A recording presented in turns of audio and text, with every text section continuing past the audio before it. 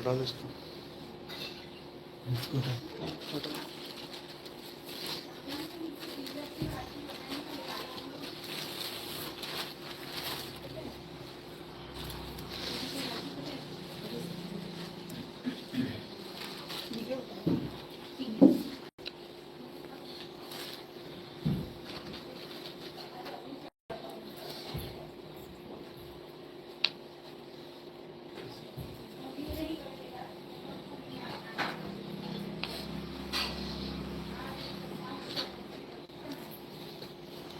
सद्गुरुदेव की जय। सतनाम सतनाम।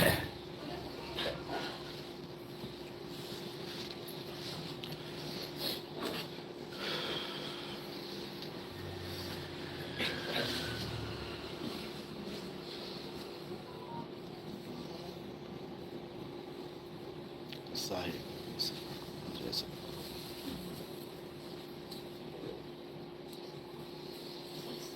सतनाम साहिब जय सतनाम जय सतनाम जय सतनाम जय सतनाम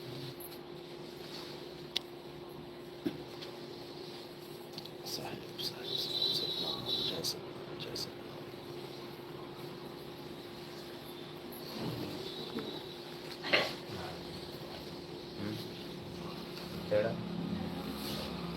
कहीं भी पैसा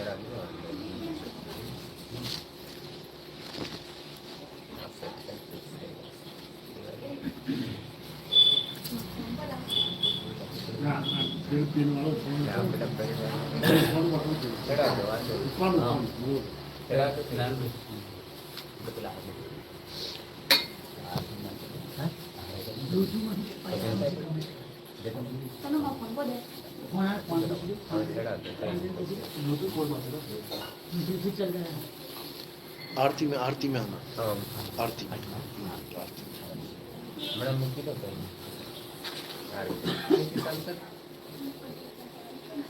माइक चालू था। चालू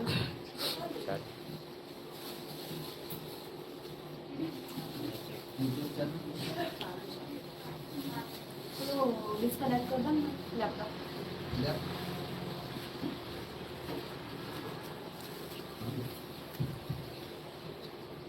हेलो माइक चालू नहीं थे।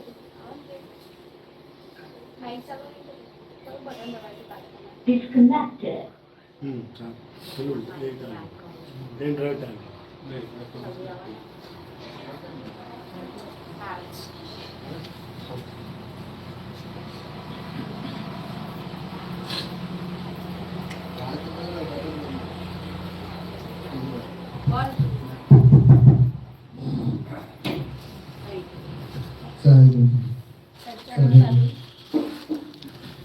बाद में जब नाम दीक्षा हो बोलो रख के रख लेना इसको। सतनाम सतनाम।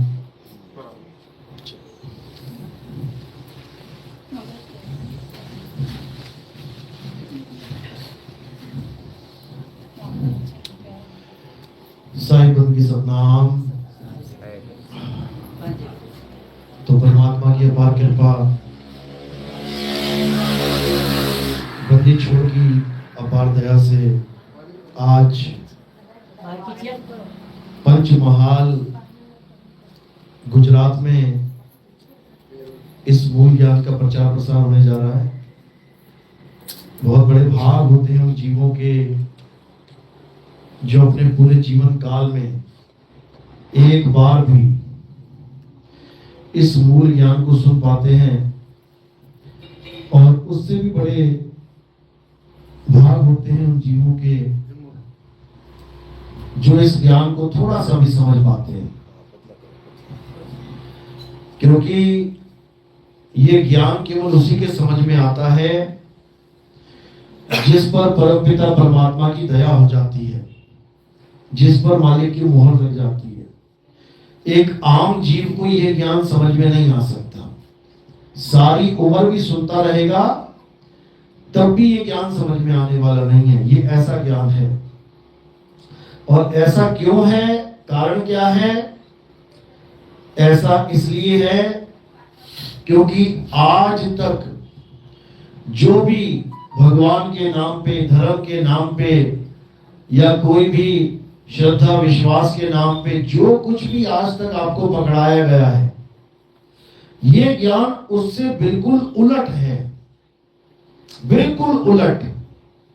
यानी अगर आपको कोई कहे कि चलो मंदिर चलें, मूर्ति पूजा करें, तो मन को कितना भा जाता है। अच्छी बात है, चलो चलते हैं। कोई कहे चलो गुरु जी के पास जाके मंत्र जपने का कोई मंत्र लेके आते हैं, घर में बैठ के जपेंगे, बहुत अच्छी बात है, मन एकदम मान जाता है।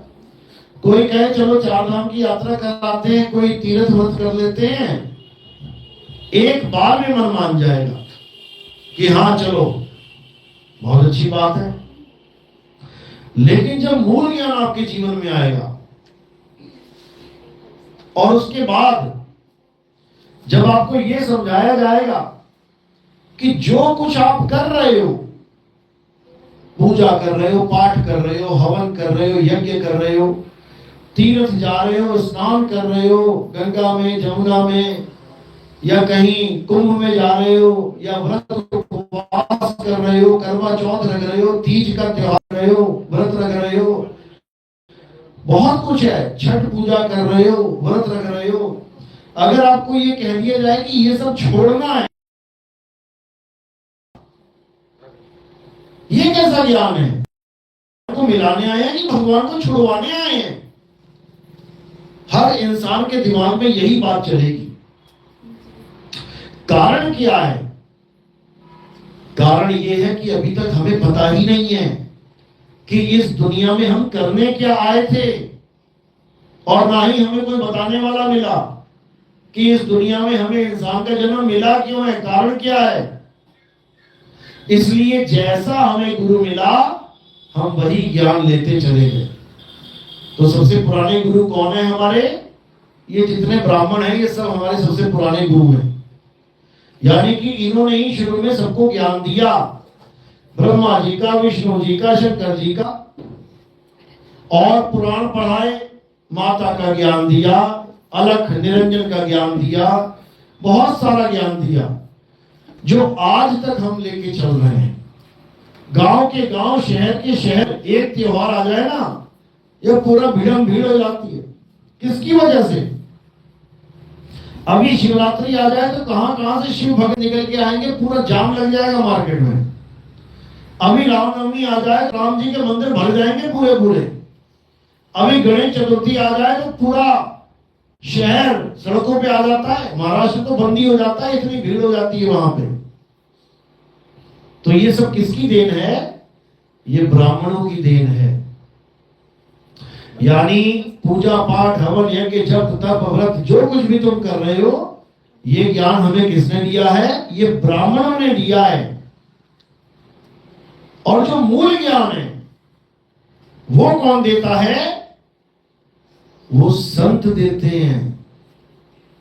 यानी जो ब्राह्मण आपको पढ़ा रहा है, जहां तक का ज्ञान दे रहा है, अच्छी बात है, ले लेना चाहिए, क्योंकि कुछ ना कुछ तो करना ही है ना जीवन में। अब मूल ज्ञान तुम्हें पता नहीं है होता क्या है, और ब्राह्मण के द्वारा ज्ञान तुम ले नहीं रहे हो, तो खाली घड़े रह जाओगे। कुछ तो भरो। अरे किसी को कुछ तो कहने लायक हो कि मैं पूजा करता हूं, मैं व्रत करता हूं, मैं ये करता हूं, मैं वो करता हूं। पता तो लगे कि हाँ दुनिया में आया तो भगवान को याद करना है। अब कुछ भी नहीं करता वो तो बेकार हो गया काम। तो इसलिए शुरुआती दौर में ये ज्ञान बहुत अच्छा है, पूजा पाठ का, हवन यज्ञ का।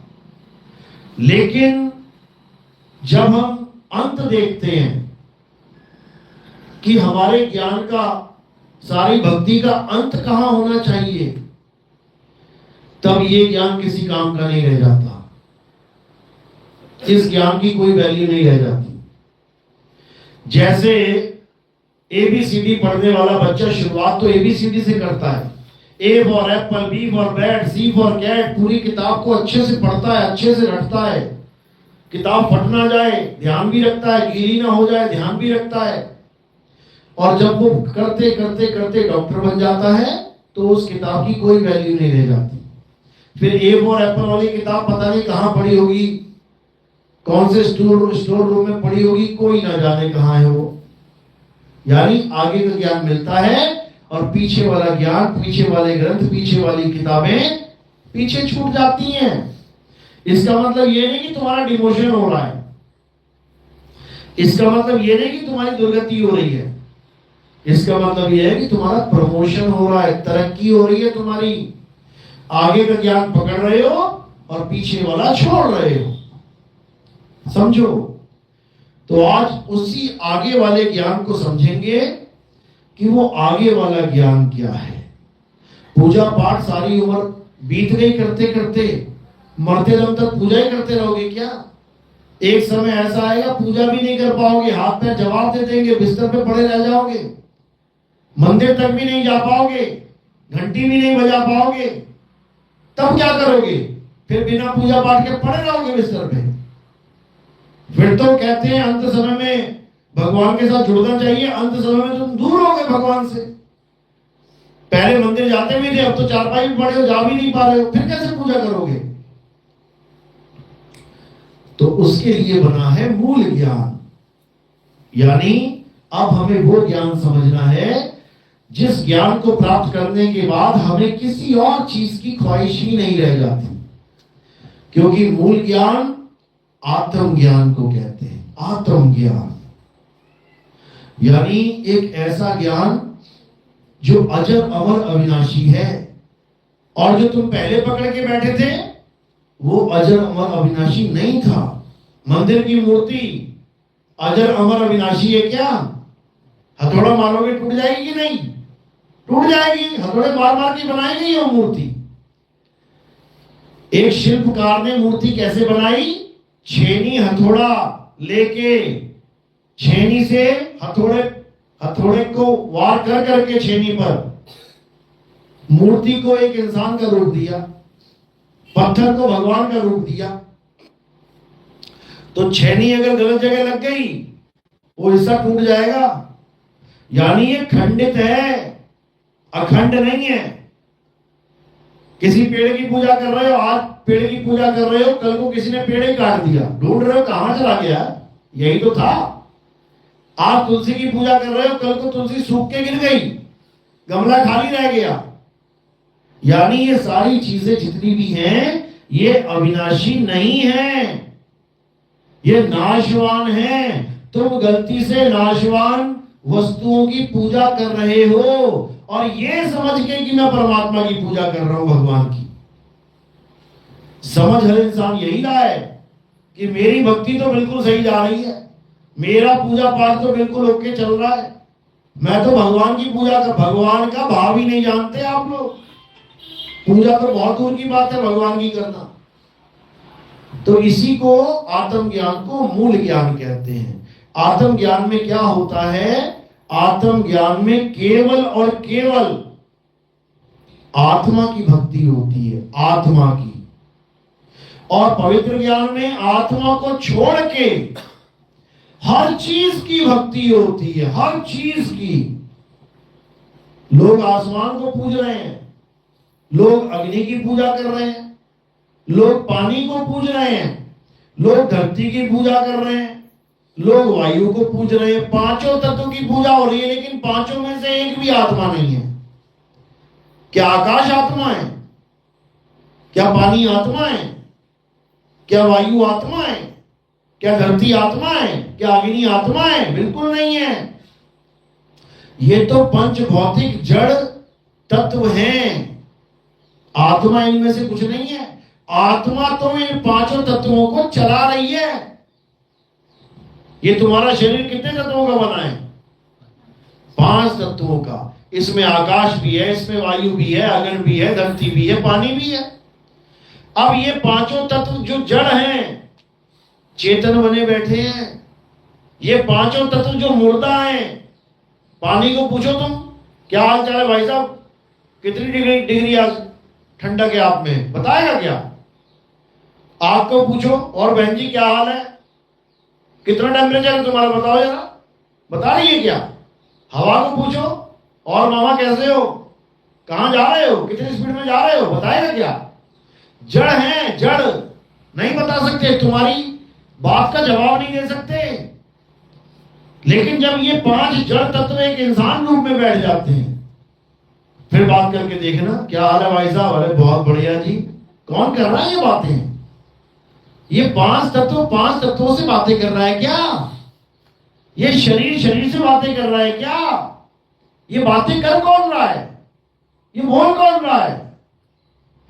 किसकी ताकत से आवाज निकल रही है? जिस दिन तुम्हें यह समझ में आने लग गया, समझ जाना कि अब तुम्हारे अंदर इतनी विवेक शक्ति पैदा हो गई है कि तुम सत्य की तरफ अग्रसर हो रहे हो। सत्य की तरफ तुम्हारा झुकाव हो रहा है, सत्य की तरफ तुम्हारा मुड़ान हो रहा है। कबीर साहब समझा रहे हैं, चाम के महल में बोलता राम है, तू चाम और राम को चीन भाई। इस चमड़े के महल में बोलता राम विराजमान है, लेकिन उसका भेद हमें ना पता होने के कारण हम उसे प्राप्त नहीं कर पा रहे हैं। वो बोलता राम और कोई नहीं है, वो हमारा असली आत्म स्वरूप है जो सदा सदा बोलता रहता है, सदा। वो छुपा ही नहीं होता कभी। उसी को अखंड शब्द कहते हैं, उसी को अखंड नाम कहते हैं। नाम अखंड और सब खंडा, सार शब्द गर्जे बरमंडा। वो ऐसी गर्जना कर रहा है कि तुम एक बार उसको सुन लोगे, निहाल हो जाओगे, क्योंकि वो तुम्हारा ही असली स्वरूप है। तुम दुनिया को देख रहे हो, तुम अपने आप को नहीं देख पा रहे हो, अपने आप को नहीं जान पा रहे हो। तुम पत्थरों की पूजा करने में लग गए, लेकिन तुम आत्मा को नहीं जान पाए। पत्थर को भगवान मान लिया, लेकिन आत्मा को परमात्मा नहीं मान पा रहे हो। बनेगी बात कैसे? नहीं बन सकती। लेकिन कबीर साहब समझा रहे हैं कि जब तक तुम्हारे जीवन में वेदी गुरु नहीं आ गया, तब तक तुम्हारा कल्याण नहीं हो सकता। और वेदी गुरु का मतलब ये नहीं कि कोई मंत्र जंतर देने वाला। आज वेदी गुरु बने बैठे हैं कौन? ये मंत्र देने वाले। कोई कह रहा राम राम जप लो, कोई कह रहा अल्लाह अल्लाह जप लो, कोई कह रहा वाहिगुरु वाहिगुरु जप लो, कोई कह रहा गॉड गॉड जप लो, कोई कह रहा ओम कलिया मरियम जप लो, कोई कह रहा है कुछ, कोई कह रहा कुछ। सब इन अक्षरों के चक्कर में पड़ गए। एक भी ये नहीं कह रहा है कि अपनी आत्मा को जान। एक भी ये नहीं कह रहा है कि अपनी आत्मा में रमण कर। एक भी ये नहीं कह रहा है कि अपने आप में समा जा, अपने स्वरूप को प्राप्त कर। सब दूसरों की पूजा करने में लगे पड़े हैं और पूजा करवा भी रहे हैं। कोई राम जी को भगवान कह रहे हैं कि इनकी पूजा करो। अरे राम जी की पूजा मेरी किस्मत में है ही नहीं। क्यों? वो त्रेता युग में आए थे, मैं कैसे कर लूंगा उनकी पूजा? मैं तो कलयुग का जीव बना बैठा हूं। राम जी की पूजा करनी है तो तुम्हें सतयुग में जाना पड़ेगा। हाँ, राम जी के पत्थर की पूजा करनी है तो तुम किसी भी युग में कर सकते हो, लेकिन पत्थर की पूजा राम जी की पूजा है ऐसा बिल्कुल नहीं है। पत्थर की पूजा है। राम भगवान कभी पत्थर के थे ही नहीं। क्या राम जी पत्थर के थे? अरे राम जी ने तो पैर लगा के पत्थर को इंसान बना दिया था। क्या नाम था उसका? अहिल्याबाई। श्राप लग गया था उसको, पत्थर की हो गई, पति ने श्राप दे दिया। राम जी ने आके पत्थर को पैर लगाया, पत्थर इंसान बन गया। भगवान वो है जो पत्थर को इंसान बना दे, और इंसान वो है जो भगवान को ही पत्थर बना दे। बना दिया देखो इंसान ने। हर जगह तुम्हें पत्थर का भगवान मिलेगा। किसी भी गली में चले जाओ, किसी नुक्कड़ में चले जाओ, किसी मंदिर में चले जाओ, किसी भी गांव में चले जाओ, तुम्हें पत्थर का भगवान ही पुजाया जाएगा, जबकि भगवान पत्थर के नहीं थे। समझ लो। कृष्ण जी ने तो यहां तक कह दिया गीता में कि हे अर्जुन, जो मुझे एक इंसान की तरह मानता है, इंसान की तरह मतलब ये नहीं कि एक इंसान की तरह का मतलब 2 हाथ 2 पैर, इंसान की तरह का मतलब कोई भी इंसान। कितने सारे अवतार हैं, राम जी का, श्याम जी का, हनुमान जी का, कितने अवतार हैं भगवानों के, लेकिन कह रहे हैं कि एक भी अवतार मेरा अवतार नहीं है, क्योंकि मुझे लोग जानते ही नहीं है। ये सारे अवतार किसके हैं? माया के अवतार हैं ये। कबीर बीजक में इन सारे अवतारों को माया का अवतार बोला गया है कि ये सब माया के अवतार है। माया क्यों बोला? माया तो लेडीज रखती है ना, लेकिन ये लोग तो जेंट्स हैं।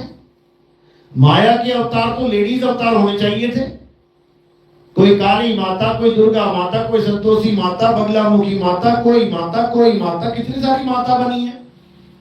ये कृष्ण जी कहां से आ गए? माता का अवतार, माया का अवतार। तो कबीर साहब समझा रहे हैं, काया माया एको जान। ये जो तुम्हारी काया है यही माया है, और ये माया का अवतार धारण करके बैठे हो तुम भी।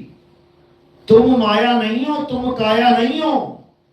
और ये गलती में बिल्कुल मत रहना कि शंकर जी कृष्ण जी आदमी हैं, पार्वती जी राधा जी औरत हैं। कभी मत सोच लेना गलती से भी कि विष्णु जी आदमी हैं, औरत नहीं है। वही आदमी औरत बन जाता है। जब भस्मासुर को मारना होता है, कौन सा अवतार लिया था? आदमी का कि औरत का? औरत का। तो आदमी ने कैसे ले लिया? आदमी कैसे औरत बन गया? जब राहु को मारना था तो किसका अवतार लिया? आदमी का कि औरत का? औरत का। तो ये आदमी औरत कैसे बन गया? और क्या पता ये औरत ही थी।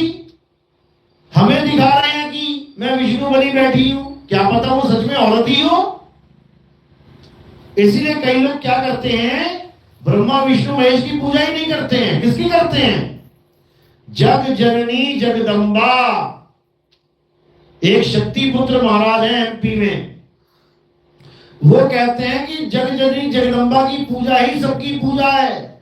ये ब्रह्मा विष्णु महेश तो उसकी उत्पत्ति है, उत्पन्न किए उन्होंने तीनों को। जो उत्पन्न किया गया उसकी पूजा क्यों कर रहे हो? जिसने उत्पन्न किया है उसकी पूजा करो। बात तो बिल्कुल सही है, लेकिन अभी वो तत्वदर्शी नहीं है।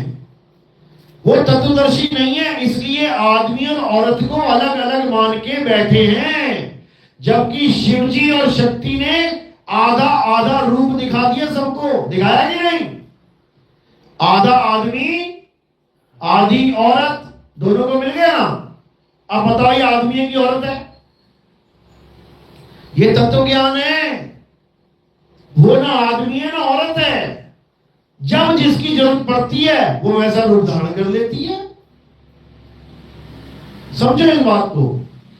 ये जो तुम्हारे पास तत्व हैं, ये जो तुम सोच रहे हो मैं आदमी हूं, जब इसको तुम 2 हिस्सों में बांट दोगे तो इसमें 2 लोगों के अंश मिले हैं। किस किस के?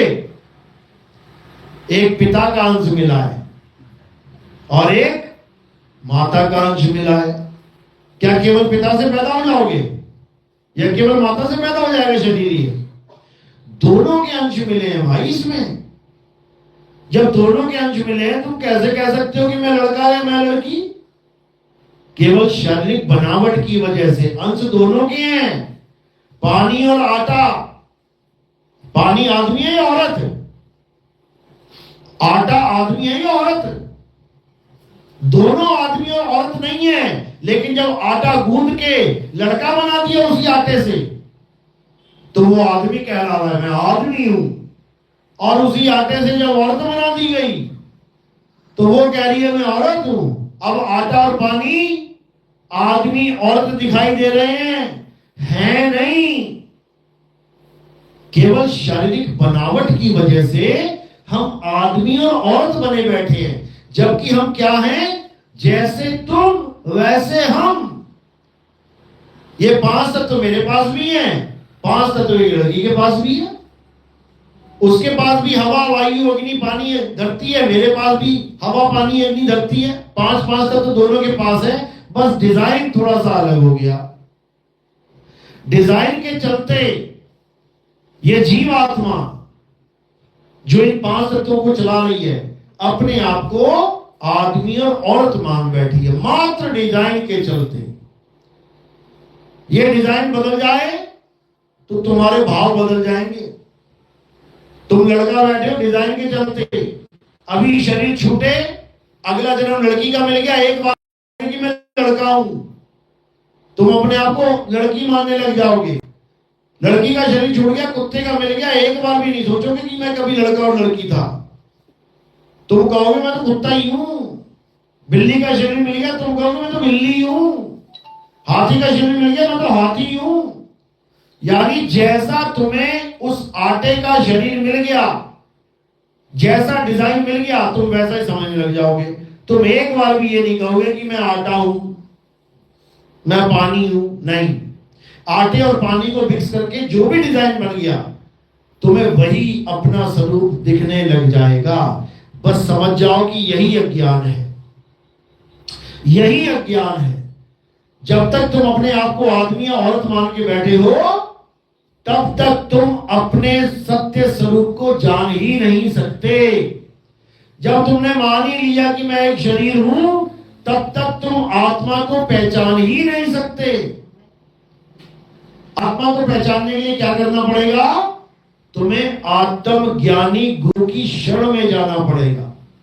अगर तुम्हें गिटार सीखना है तो क्या करना पड़ेगा? तुम्हें गिटार वादक गुरु के पास जाना पड़ेगा। अगर तुम्हें हारमोनियम सीखना है तो क्या करना पड़ेगा? जो गुरु हारमोनियम बजाना जानता है, तुम्हें उसके पास जाना पड़ेगा, उससे सीखना पड़ेगा। तुम्हें अंग्रेजी सीखनी है तो क्या करना पड़ेगा? जो गुरु अंग्रेजी जानता है, तुम्हें उसके पास जाना पड़ेगा। तुम्हें गणित सीखनी है तो क्या करना पड़ेगा? तुम्हें गणितज्ञ के पास जाना पड़ेगा। जिसको गणित अच्छे से आती है वही तो समझाएगा तुम्हें, वही तो सिखाएगा। इसी प्रकार अगर तुम्हें आत्मा का ज्ञान चाहिए तो तुम्हें आत्मज्ञानी गुरु के पास जाना पड़ेगा। और आत्म गुरु कौन होता है? आत्मज्ञानी गुरु कौन होता है? उसके क्या लक्षण होते हैं समझ लो। आत्मज्ञानी गुरु जपी तपी सन्यासी नहीं होता। अब ये जपी तपी सन्यासी ये क्या होता है? इसकी परिभाषा सुन लो। जपी का मतलब होता है जो नाम जपे, जो मंत्रों का जाप करे।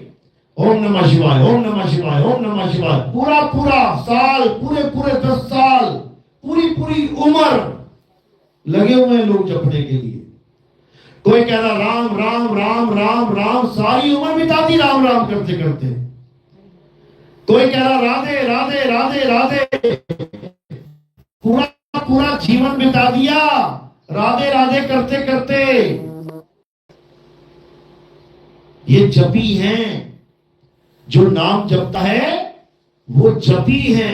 और तपी क्या है? जो तपस्या करता है, जो तुम्हें शारीरिक कष्ट देने की बात करे।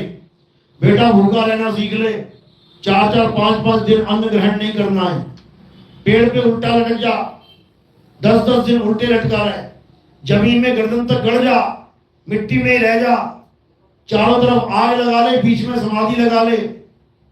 ये सब तप है, तपस्या। अपने शरीर को कष्ट देना। आत्मज्ञानी गुरु ये भी नहीं करवाता। सन्यासी घर बार छोड़ के जंगल में चले जाओ, शादी हो गई, बच्चे हो गए, 5 लड़कियां हो गई, अब छोड़ दो उनको और चले जाओ माया माया करते कि मैं माया त्याग रहा हूं। ये सन्यासियों का काम है। आत्मज्ञानी गुरु कभी ये संदेश भी नहीं देता कि तुम अपना घर बार छोड़ के जंगल चले जाओ। आत्मज्ञानी गुरु क्या बताता है? आत्मज्ञानी गुरु तुम्हें तुम्हारी अनमोलक आत्मा का ज्ञान देता है। कितने की है आत्मा तुम्हारी? कितने की है?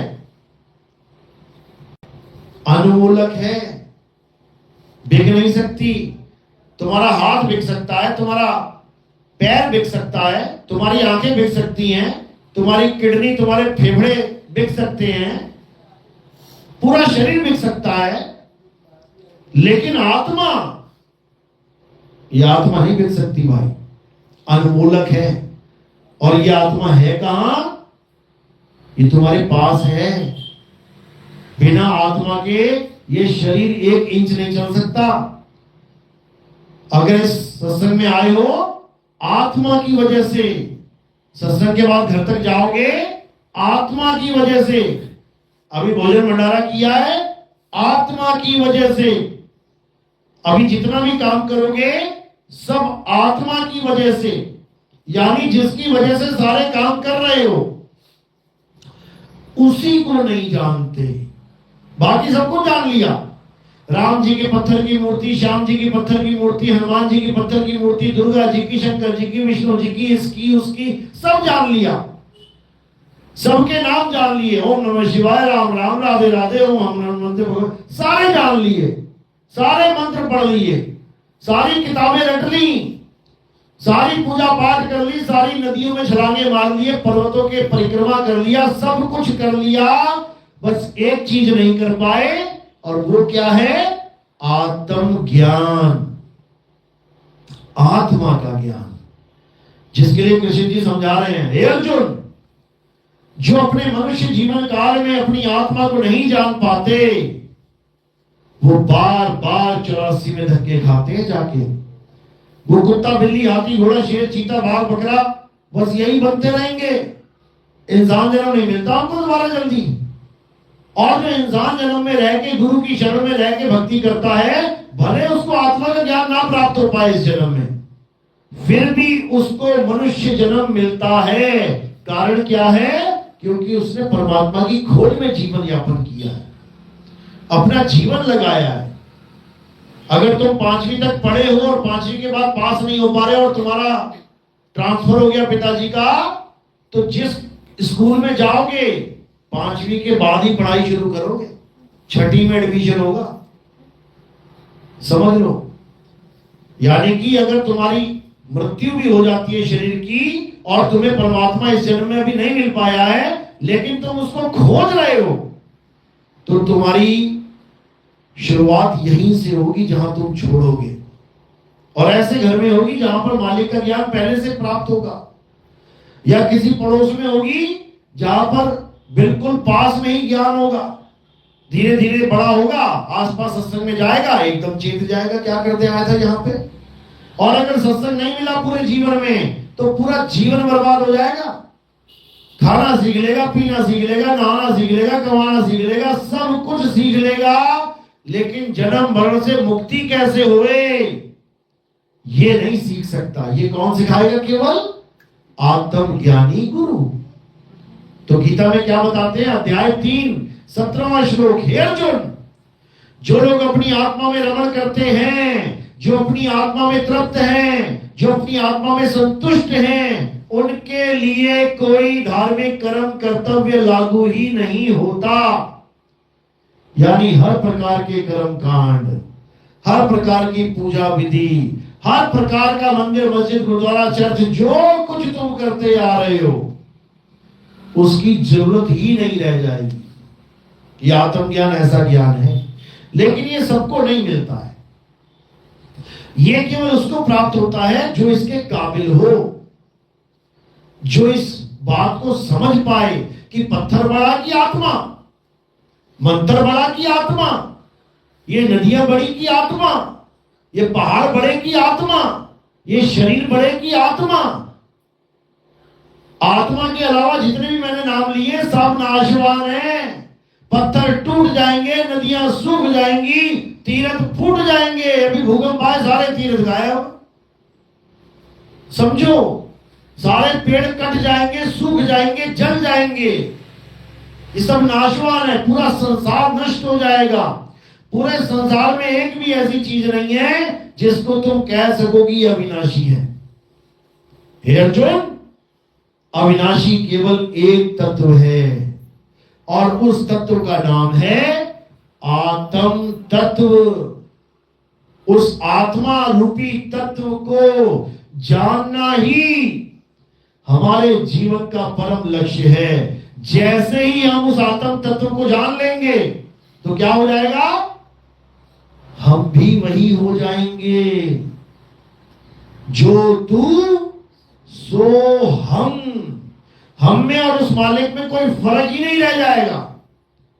परम तत्व का ध्यान धरते धरते हम परम तत्व ही हो जाएंगे, क्योंकि हम परम तत्व ऑलरेडी हैं, बस जीव अवस्था में भटक रहे हैं और कुछ नहीं है। एक कुत्ता शीशे में देख के भाव भाव के मर जा रहा है, वो शीशे से बाहर पहले से ही है, लेकिन उसका ध्यान शीशे के अंदर चला गया है, इसलिए भौंक भौंक के वो एक दिन मर जाएगा, क्योंकि वो समझ बैठा है कि मैं शीशे के अंदर हूं, सामने कुत्ता खड़ा लड़ रहा है, उसका ध्यान शीशे के अंदर लड़ रहा है, लेकिन कुत्ता शीशे से बाहर है।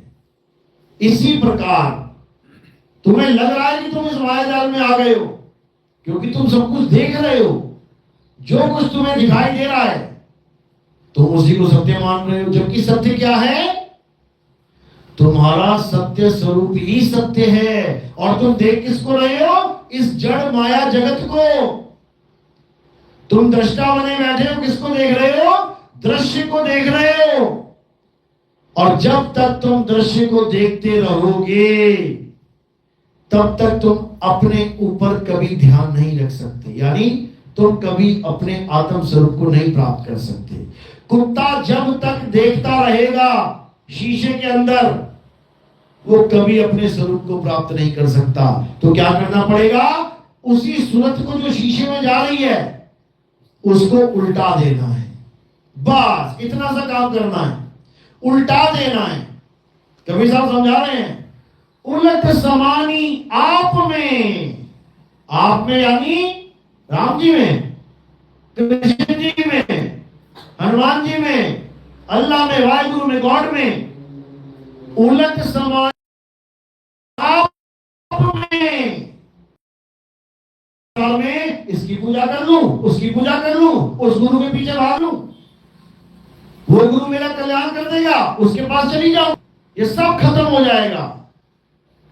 और क्या रह जाएगा? उलट समानी आप में प्रगटी ज्योत अनंत, और साहिब सेवक एक संग, खेले सदा बसंत।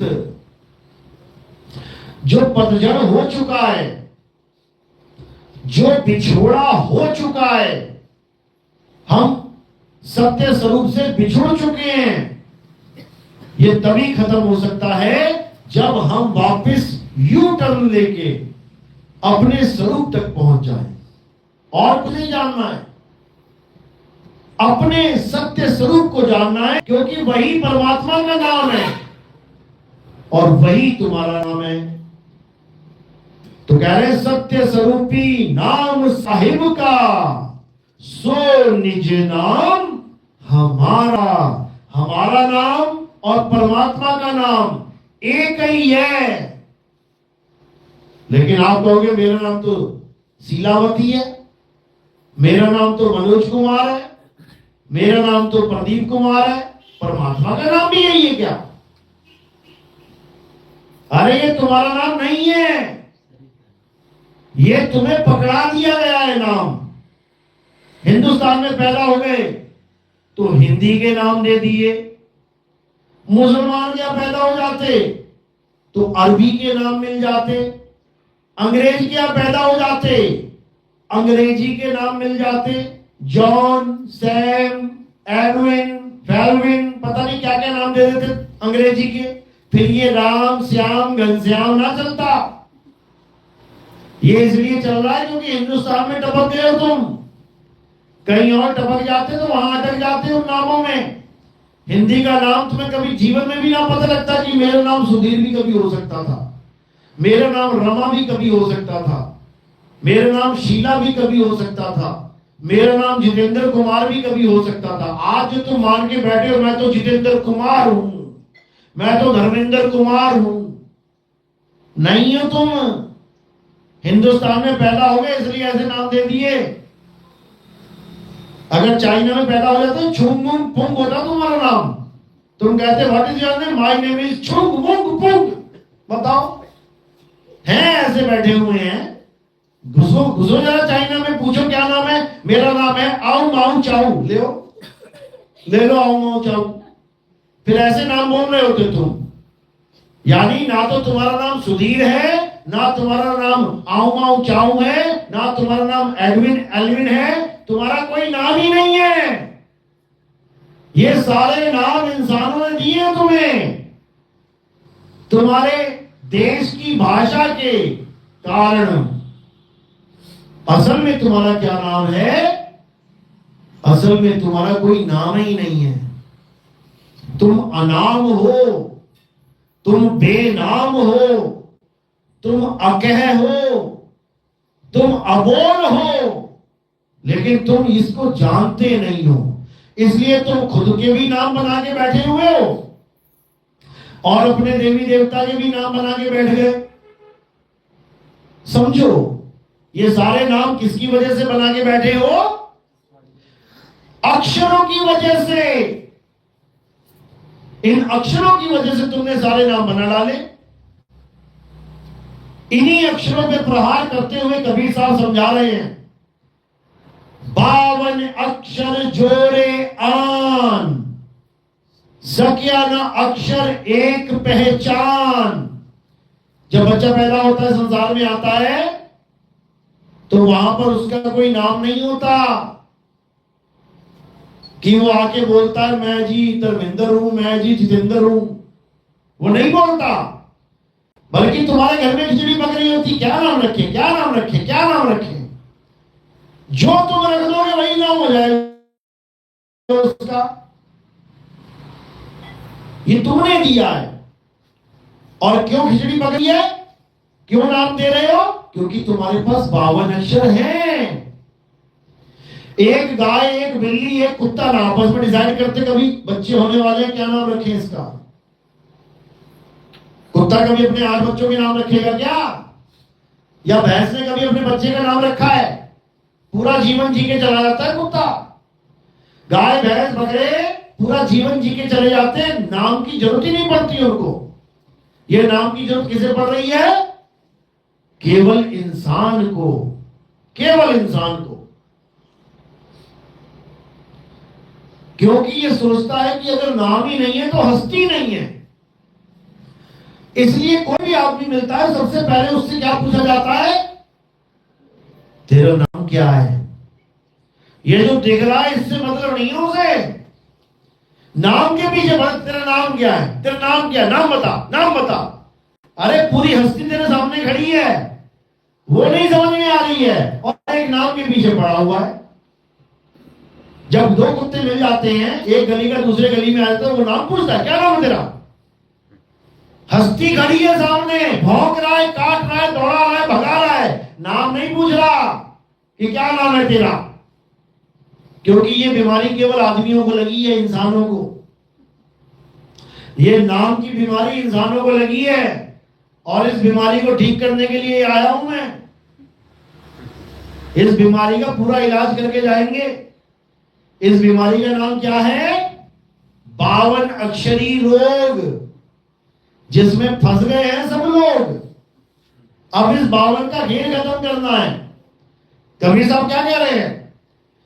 52 अक्षर जोड़े आन, सकिया न अक्षर एक पहचान। किसको पहचानना था? एक अक्षर को। क्या है वो एक अक्षर?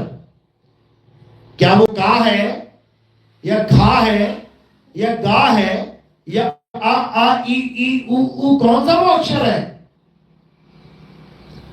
अक्षर का मतलब होता है जिसका कभी शर ना हो। शर यानी नाशवान, जो कभी नाशवान ना हो, अविनाशी, उसे अक्षर कहते हैं। तो 2 प्रकार के अक्षर हैं, एक 52 अक्षर और एक आदि अक्षर। 52 अक्षर जीव आधारा, आदि अक्षर जीभ्या से न्यारा। दोनों में फर्क समझ लो। जो 52 अक्षर है वो जीभ के द्वारा चलता है। ये जितने बाबा बैठे हैं ये तुम्हें नाम दे रहे हैं, जब वो बेटा राधे राधे राधे राधे राधे, ये जीभ फड़फड़ा रही है ना अंदर, तो राधे राधे निकल रहा है। और जिस दिन लगवा मारेगा जीभ में राधे राधे राधे करेंगे, फिर राधे भी ना बोल पाएंगे ये लोग। समझ लो, जिस दिन जीभ कट गई इनकी, किसी ने जीभ काट दी, राम राम नहीं निकलेगा मुंह से, राम करेंगे फिर, जैसे गूंगा करता है। बुलवा के देख लेना उसको कोई नाम। गूंगे के पास जुबान नहीं है, उसके पास कोई नाम नहीं है। जैसी जुबान आ गई फड़फड़ाती हुई, अब जितने मर्जी नाम बोल रहे इससे जुबान से। तो कबीर साहब कह रहे हैं 52 अक्षर जीव आधारा और आदि अक्षर जीभ्या से न्यारा। जिस अक्षर से तुम्हारी मुक्ति होगी, जिस नाम से तुम्हारी मुक्ति होगी, वो ये जीभ के द्वारा नहीं बोला जा सकता। जीभ का कोई काम नहीं है वहां पे, इन होठों का, इस कंठ का कोई काम नहीं है वहां पे। होठ कंठ लागे नहीं और जीवा नहीं उच्चार, गुप्त वस्तु जो लखे सो निज हंस हमार। अब ये गुप्त वस्तु क्या है? ये गुप्त वस्तु तुम्हारी आत्मा है। पूरा शरीर तो दिखाई दे रहा है, लेकिन आत्मा नहीं दिखाई दे रही है। इसी गुप्त वस्तु को प्राप्त करना तुम्हारे जीवन का एकमात्र उद्देश्य है। और ये गुप्त वस्तु कब मिलेगी? जब तुम्हारे जीवन में भेदी गुरु आ जाएगा। कबीर साहब समझा रहे हैं, अरे वस्तु कहीं और ढूंढे कहीं, कैसे लागे हाथ, और गुप्त वस्तु तब मिले जब भेदी लीजे साथ। भेदी लीना साथ में और दीनी वस्तु लखाए, कोटि जन्म का बड़े ऋषि मुनि पीर पैगंबर औलिया ब्रह्मा विष्णु महेश नहीं ढूंढ पाए उस गुप्त वस्तु को। शंकर जी ने भी पूरा जोर लगा है। देखो आंखें बंद करके बैठ, क्या ढूंढ रहे हैं? किसको ढूंढ रहे हैं? किसकी भक्ति में हैं? किसको पाना चाहते हैं? किसको देखना चाहते हैं? जब खुद ही देवों के देव महादेव हैं, तो भक्ति किसकी कर रहे हैं? समाधि किसकी ले रखी है? समाधि में लीन क्यों है? किसका साक्षात्कार चाहिए उनको? समाधि में वो बैठता है जिसको कुछ चाहिए। कोई बाबा बैठा हुआ है, तुम्हें पता लग जाएगा अच्छा बैठा हुआ है, उसको कुछ चाहिए। क्या चाहिए उसे? क्या चाहिए? लड्डू पेड़ा गुलाब जामुन? क्या चाहिए? भगवान चाहिए उसे। तभी तो दुनिया से अलग होकर आंखें बंद करके बैठा है कि कुछ मिल जाए मुझे। इसी प्रकार भोले शंकर भी बैठे हुए हैं कि मुझे कुछ मिल जाए। इसी प्रकार विष्णु जी, ब्रह्मा जी कमल के फूल में बैठे हुए हैं आंखें बंद करके कि मुझे कुछ मिल जाए, लेकिन कुछ नहीं मिला। कुछ नहीं मिला। कारण क्या है? क्योंकि उन्हें सतगुरु नहीं मिले। ऐसी बात नहीं है कि नहीं मिले, आए तो थे समझाने के लिए, क्योंकि सतगुरु सबको समझाते हैं। ब्रह्मा विष्णु महेश जब छोटे छोटे बालक थे, तब उनको सतगुरु आए ये समझाने के लिए कि बेटा, जिस देश में तुम आ गए हो, ब्रह्मा विष्णु महेश जी को नहीं पता कि हम यहां कहां से आ गए। श्रीमद् देवी भागवत महापुराण पढ़ लेना, उसमें बिल्कुल साफ लिखा है, ब्रह्मा विष्णु महेश जी सवाल पूछ रहे हैं माता से कि हे माता, हम इस दुनिया में कैसे पैदा हो गए? हमारा पिता कौन है? ये तुम्हें लिखित मिलेगा, मैंने नहीं लिखा, मैंने लिखा कहीं जाके, लेकिन तुम्हें कोई बता नहीं रहा है। क्यों नहीं बता रहा है? क्योंकि जो बताएगा वो खुद फंस जाएगा, क्योंकि उसका जवाब उसके पास भी नहीं है। इसलिए वो चाहता ही नहीं है कि तुम कभी ब्रह्मा विष्णु महेश से आगे की कहानी जानो। इसलिए उन्होंने ब्रह्मा विष्णु महेश पे ही कहानी का दी एंड कर दिया। समझो, ब्रह्मा विष्णु महेश से तो कहानी शुरू हो रही है, खत्म तो कहीं और जाके होगी। समझो, ब्रह्मा विष्णु महेश तो सबसे छोटे कार्यकर्ता हैं सृष्टि के। जैसे दुकान पे 3 लोग काम कर रहे हैं, एक का काम है शटर खोलना, दूसरे का काम है माल सजाना और तीसरे का काम है माल बेचना। अब तीनों अपना अपना काम कर रहे हैं और तुम जाके उन्हीं को मालिक मान लो तो महाबेवकूफ हो तुम लोग। मालिक कोई और है, वो तो कार्य करता है। क्या काम मिला ब्रह्मा विष्णु महेश जी को? ब्रह्मा जी सृष्टि में जीवों की उत्पत्ति करते हैं, यानी जितने शरीर बैठे हुए हैं शरीरों को पैदा कौन करता है? ब्रह्मा जी। इन शरीरों की पालना कौन करता है? विष्णु जी। इन शरीरों का संहार कौन करता है? शंकर जी।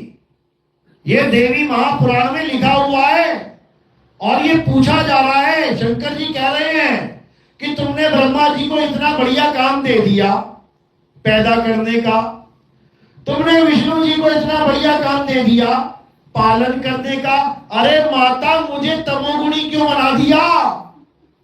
ये कटाई फटाई वाला काम मेरे हिस्से क्यों डाल दिया? समझो, वहां पे सब दर्ज है, पढ़ो जाके। तो कबीर साहब ये समझा रहे हैं कि ब्रह्मा विष्णु महेश इस दुनिया को चलाने के लिए 3 शक्तियां हैं, जिसको रजोगुण, सतोगुण और तमोगुण कहते हैं। लेकिन जो परमात्मा है वो गुणातीत है, वो गुणातीत है, वो गुणों में नहीं है। लेकिन लोग समझ नहीं पाते, इसलिए वहां तक पहुंच नहीं पाते। तो वहां तक पहुंचना है तो तुम्हें कबीर साहब की वाणियों को समझना पड़ेगा। कबीर साहब कहते हैं 3 देव को सब जग ध्यावे। किसको? ब्रह्मा विष्णु महेश को, 3 गुणों को। 3 देव को सब जग ध्यावे, चौथे देव का मर्म न पावे। अब ये चौथा देव कौन है? इसी का नाम है अलख निरंजन। ये चौथा देव है। ये अलख निरंजन की सृष्टि है। इसी अलख निरंजन को कबीर साहब ने काल निरंजन बोला है। इसी अलख निरंजन की सृष्टि का एक पल का भरोसा नहीं, कब क्या हो जाए। चलते चलते कब तुम्हें अटैक आ जाए, कब सोते सोते रात में भूकंप आ जाए, पूरा पूरा शहर धंस जाए, कब बैठे बैठाए समुद्र में सुनामी आ जाए, हजारों लाखों लोग मर जाएं, कब क्या हो जाए कुछ नहीं पता। ये अलख निरंजन की सृष्टि है, क्षण भंगुर, मायावी। ये अलख निरंजन की दुनिया है जिसमें आप और हम इस वक्त बैठ के आनंद ले रहे हैं, मजे ले रहे हैं। कोई कह रहा मेरी शादी करवाओ, मेरी शादी करवाओ। ये नहीं पता कि मौत का तांडव होने वाला है तेरे साथ। कोई कह रहा है मुझे अच्छी नौकरी मिल जाए। ये नहीं पता कि मौत आने वाली है तेरी, इंटरव्यू से पहले पता लगा मौत आ जाए। कोई कुछ कह रहा है, कोई कुछ कह रहा है। सब अपने अपने आनंद मंगल में लगे हुए हैं, ये भूल के कि काल निरंजन ने सबकी किस्मत में मौत नाम की सजा लिख रखी है। यानी जितने भी कैदी जेल में हैं सबको सजाए मौत हो चुकी है। आप तिहाड़ जेल में चले जाओ, बड़ी बड़ी जेल में चले जाओ, हजारों लोग हैं वहां पे, लेकिन ऐसी कोई साल के लिए, लेकिन ऐसी कोई जेल नहीं है जिसमें सबको फांसी होगी, नहीं होगी। लेकिन काल निरंजन की ऐसी जेल है जिसमें सबको फांसी होगी, सब मरेंगे। जिसको फांसी नहीं हुई है हाथ खड़ा करो जरा, जो नहीं मरेगा हाथ खड़ा करो। सब मरोगे, बहुत अच्छी बात है। एक बंदे ने हाथ खड़ा किया, नहीं मरेगा, ये पक्का अपना ही चेला है, क्योंकि अपना चेला नहीं मरेगा, बाकी सब मरेंगे। कबीर का चेला नहीं मरेगा, कारण है उसके पीछे, क्योंकि कबीर साहब का काम है तुम्हें अमर करना। अमर करूं सतलोक पठाऊं, आते बंदी छोड़ कहाऊं। अमर करते हैं वो, उनका काम है अमर कर देना, इसीलिए उसको अमर पुरुष भी बोला जाता है, सत्य पुरुष बोला जाता है, सत्य साहिब बोला जाता है, क्योंकि सत्य ही अमर है। सत्य का कभी नाश नहीं होता। और वो तुम्हें भी तुम्हारा सत्य स्वरूप दिखाने आते हैं, तुम्हें तुम्हारा सतनाम देने आते हैं। और एक बार सतनाम मिल जाने के बाद ये सारे कर्मों का खेल खत्म हो जाता है, जन्मों जन्मों का जो खेल है वो खत्म हो जाता है, और तुम इसी जन्म में अपने सत्य स्वरूप को प्राप्त करके सदा सदा के लिए मुक्त हो जाते हो। ये सतनाम की महिमा है। सतनाम वो नहीं है कि ओम सोम को सतनाम मान लो, काल भगवान और अक्षर पुरुष का नाम सतनाम है, बिल्कुल नहीं है। सत्य पुरुष का नाम सतनाम है, परमात्मा का नाम सतनाम है। तो समझा रहे साहिब, जो ही सतनाम हृदय धरिया और भय पाप का नाश, जैसे चिंगारी अगन की पड़ी पुरानी घास। जैसे पुरानी घास का बहुत बड़ा पहाड़ है, तो क्या करना उसमें, केवल एक तिल्ली लगा देना।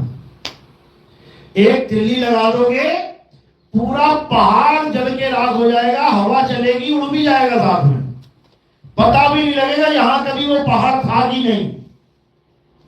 इसी प्रकार हमारे कर्म हैं, ऐसी आग लगा देता है ये सतनाम हमारे कर्मों में कि हमें बाइज्जत बरी करवा देता है। समझ लो, बाइज्जत बरी क्यों करवाता है, क्योंकि हम ये मान बैठे हैं कि मैंने ये किया ये किया ये किया। सुबह नाश्ता करके आए हो, यहाँ भोजन किया ना सबने कर लिया, बस यही अज्ञान है कि कर लिया है। एक ने भी पानी की बूंद नहीं पी, एक ने भी अन्न का दाना नहीं खाया। किसने खाया? शरीर ने। और तुम कह रहे हो मैंने खाया मैंने खाया मैंने खाया। एक दाना तुम नहीं खा सकते, लेकिन पता नहीं तुम क्या क्या खा के बैठे हुए आज तक। बस यही कर्मों की मार है। जैसे तुम खा नहीं सकते, वैसे ही तुम कुछ कर भी नहीं सकते। हे अर्जुन, ये आत्मा अकर्ता है, ये आत्मा कुछ नहीं करता, तो कौन करता है? ये 5 तत्व 25 प्रकृति 3 गुण मन और माया ही सारा खेल खेलते हैं। और तुम्हें बेवकूफ बना रखा है कि तूने किया तूने किया तूने किया, तू भी लगा हुआ है, हाँ मैंने किया मैंने किया मैंने किया, मरेगा पक्का। तो सतनाम क्या करता है? सतनाम तुम्हें अकर्ता कर देता है। तुम्हें समझ में आ जाता है कि मैं कुछ कर ही नहीं सकता, और जब मैंने कुछ किया नहीं है तो मैं भोगूं क्यों? तो तुम्हें सत्य स्वरूप से जोड़ के कबीर साहब अकर्ता बना देते हैं, और उसके बाद जन्मों जन्मों के जो संचित कर्म है उनका नाश हो जाता है। ज्यों ही सतनाम हृदय धरिया भयो पाप का नाश, जैसे चिंगारी अग्नि की पुरानी घास। तो इस ज्ञान को समझना है और अपनी आत्मा को जानना है।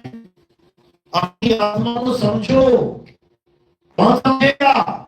जीव आत्मा समझेगी। जीव किसको समझेगा? शुद्ध चैतन्य आत्म देव को समझेगा। जहां से ये जुड़ा होकर आया है, क्या आया है? ईश्वर से अलग होकर आया है, आत्मदेव से अलग होकर आया है। कौन? जीव। अब क्या करना है? अब वापस अपने घर चले जाना है, इसी को पलट देना है, इसी को उलट देना है। जहां से आया वहीं पहुंच जाना है। तो साईं समझा रहे हैं, आए हो तुम कहां से, और जाना तुम्हें कहां है, इतना बस विचार लो, हो गया भजन, मन की तरंग मार लो, हो गया भजन, आदत बुरी सुधार लो, हो गया भजन। क्या राम राम राम राम जप रहा है, क्या राधे राधे राधे राधे लगा रखा है, क्या अल्लाहू अल्लाहू अल्लाहू जप रहा है, क्या वाहिगुरु वाहिगुरु वाहिगुरु जप रहा है। सारे जाप छोड़ और आत्मा से सूरत को जोड़, तब होगा कल्याण, नहीं तो धक्के खाने पड़ जाएंगे। तो इसीलिए कबीर साहब जो आत्मज्ञान देते हैं उसको अच्छे से समझ लो। आत्मज्ञान का मतलब है उस एक अविनाशी को जान लेना जो घट घट में विराजमान है। घट घट मेरा साइया, सुनी सेज न कोई, और बलि घट की, जिस घट प्रगट होए। तो है तुम्हारे पास, बस प्रगट नहीं है। प्रगट यानी तुम्हें अनुभव नहीं हो रही है। कबीर साहब समझा रहे हैं, जावे जन्म में नहीं है, सो निज पीव हमारा हो। जो जन्मता और बढ़ता नहीं है वो मेरा पीव है, जो आता और जाता नहीं है, अडोल है, अचल है, वही मेरा पीव है। इसी को गीता में क्या बोला, हे अर्जुन, ये शरीर तो आते जाते रहेंगे, ये शरीर तो जन्मते मरते रहेंगे, ये शरीर तो बर्बाद होते रहेंगे, ये शरीर तो मिट्टी में मिलते रहेंगे, लेकिन ये आत्मा अजन्मा है, ये जन्म मरण में नहीं आता, ये आत्मा अडोल है। 24वां श्लोक पढ़ो जरा। कृष्ण की महिमा गा रहे अडोल की, अचल की, जो चलता नहीं है। और पंडित जी किसकी पूजा करा रहे हैं, जो काशी से द्वारिका चला गया, द्वारिका से काशी चला गया, उसकी पूजा करवा रहे हैं। जो अयोध्या से श्रीलंका चला गया, श्रीलंका से वापस अयोध्या आ गया, उसकी पूजा करवा रहे हैं। और पूजा करनी किसकी है, जो अडोल है, अचल है, जो आता जाता नहीं है, उसको जानना है। उसको कैसे जानेंगे, जब तुम्हारे जीवन में आत्मज्ञानी गुरु आ जाएगा, वो तुम्हें समझा देगा बेटा क्या करना है क्या नहीं करना है। उसके बाद सारे भ्रम खत्म हो जाएंगे और तुम्हारे सामने तुम्हारा रास्ता, तुम्हारी मंजिल एकदम क्लियर दिखाई देने लग जाएगी। फिर तुम्हारा आना जाना खत्म, ना तुम जाओगे स्वर्ग में, ना तुम जाओगे नरक में, ना तुम जाओगे सतलोक, अलग लोक, अगम लोक, अनामी लोक, पितरलोक, फितरलोक, कहीं नहीं जाना। अरे ना कहीं आना ना कहीं जाना, आपे में आप समाना। फिर ये ज्ञान होगा तुम्हें, और जब ये ज्ञान हो जाएगा फिर तुम्हें किसी की जरूरत नहीं है भाई। आपे आप रहेला साधो भाई, आपे आप रहेला, और ना कोई गुरु न चेला साधो भाई, आपे आप रहेला। यानी तुम अकेले हो जाओगे, अकेले। एक डाल दो पंछी बैठा, एक गुरु एक चेला, गुरु की करनी गुरु भरेगा, चेले की करनी चेला, तो उड़ जा हंस अकेला। तुमने अकेले हो जाना है बिल्कुल, समझ लो। गुरु का क्या काम है, तुम्हें मार्ग दिखाना। हाँ सेवा करो, गुरुओं की सेवा नहीं करोगे तो किसकी करोगे। जिसने तुम्हें मार्ग दिखाया उसकी सेवा नहीं करोगे तो किसकी करोगे। और उसकी सेवा का मतलब ये नहीं कि उसी की सेवा करनी है, उसी को लेटा के सेवा करते रहो। हाँ चलता है फिरता है दिन रात दौड़ता है, पैर दबा लिए कमर दबा दी, कोई बात नहीं। और जाता आता कहीं है नहीं और अजगर की तरह पड़ा हुआ और कहता मेरे पैर दबाओ रात भर और पैर दबाओ मेरे सुबह तक, उसकी सेवा थोड़ी नहीं करनी है, उसकी सेवा नहीं करनी है।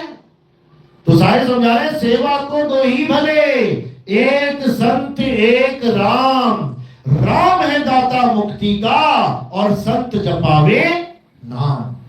संत तुम्हें मार्ग बताता है, नाम दीक्षा देता है, और दीक्षा में कोई मंत्र नहीं देता, दीक्षा में तुम्हें तुम्हारा स्वरूप बताता है कि तुम्हारा स्वरूप क्या है। और तुम धीरे धीरे धीरे धीरे अपने स्वरूप को प्राप्त करके स्वरूप सिद्ध हो जाते हो। अध्याय 3 18वां श्लोक हे अर्जुन, जो अपने स्वरूप में सिद्ध हो जाते हैं उन्हें किसी और जीव पर आश्रित रहने की जरूरत नहीं रहती। बिल्कुल क्लियर बता रखा है। लेकिन तुम्हें कोई गुरु नहीं बताएगा ये बात। क्यों? वो चाहता ही नहीं तुम आजाद हो जाओ। वो चाहता है मेरे चक्कर में हो, आगे पीछे घूमते रहो। पर यहां ऐसा कोई काम नहीं है भाई। यहां दीक्षा लो और घर बैठ के भक्ति करो। आना चाहो आओ, नहीं आना चाहो मत आओ, लेकिन भक्ति जरूर कर लेना। जो रास्ता पूछ लिया है उस पे चलना जरूर, वरना वो हाल हो जाएगा चौक पे खड़े होकर रास्ता पूछा कि कहां जा रहा है, दिल्ली जा रहा है, हाँ चलो ठीक है जी पता लग गया, वहीं खड़े हो गए, कभी गए नहीं उस रास्ते पे, पहुंच जाओगे फिर? कभी नहीं पहुंचोगे। अगर रास्ता पूछा है तो बेटा चलना पड़ेगा, तभी पहुंच पाओगे। चलो तो आज का सत्संग यही समाप्त करते हैं।